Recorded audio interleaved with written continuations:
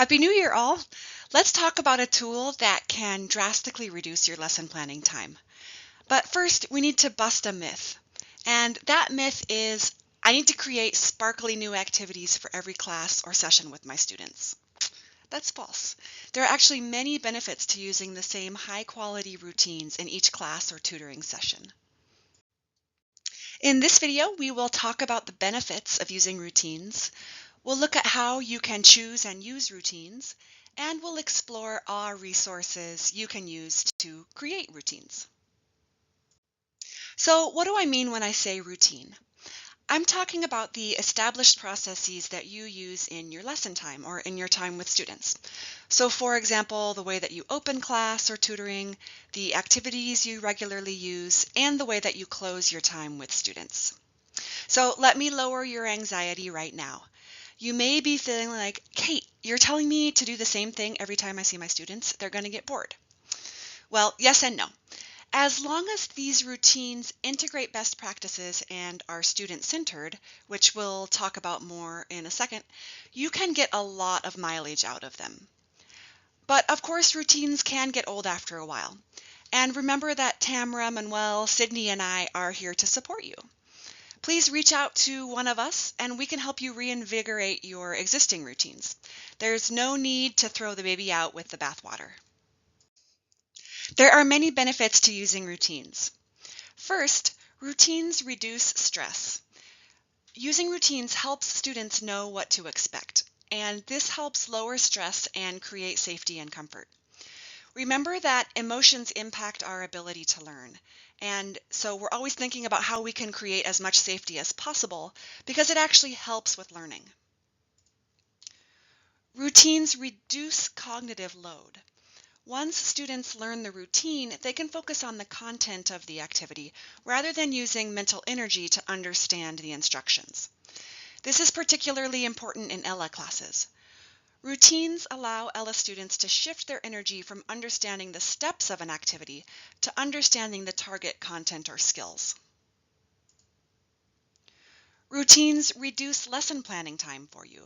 You don't need to rack your brain to create sparkly new activities for each class or tutoring session.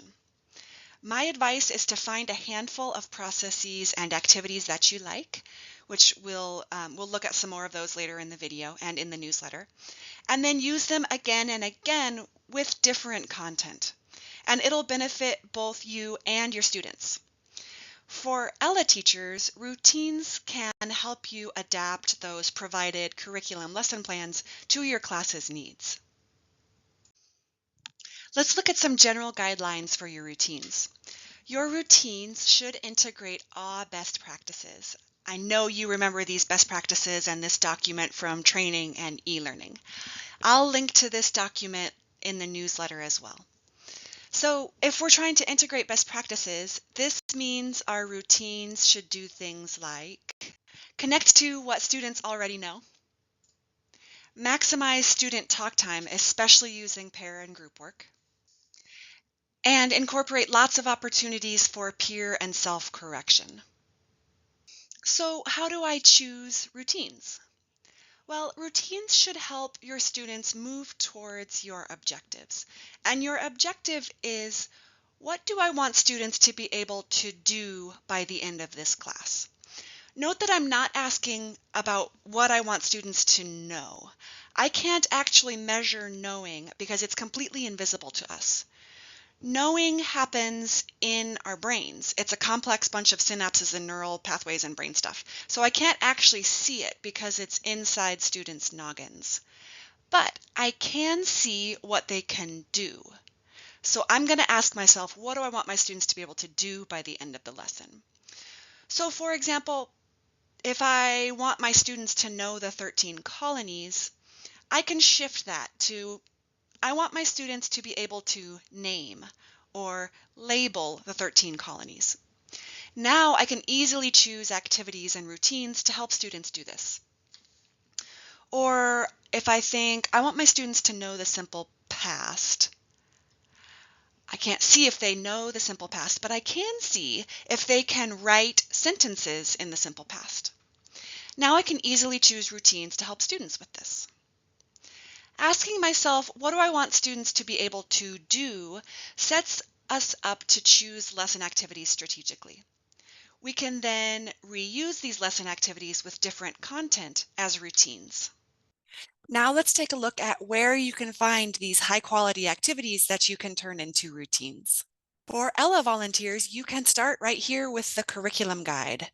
I will jump to page 5, which is teaching resources. These templates are ready to go routines that you can use again and again. And then we've also got the Fun Ella activities, Fun with Grammar, and list of homework recommendations. These are all things you can try, see if you like them, plug in different content, but use the same activity, and you've got a routine. For ABL volunteers, GED Computers 1-to-1, you can start on the Literacy Connects Adult and Workforce Education page, come all the way down to the bottom, and right here we have current ABL volunteers. I'm going to click there, ask one of us for the password. It's very secure, as you can see. For GED teachers, come here to lesson planning resources. We've got the lesson bank here. When you go to the GED and Basic Literacy Lesson Bank, you can find things that are organized either by subject or things that are adaptable to any subject.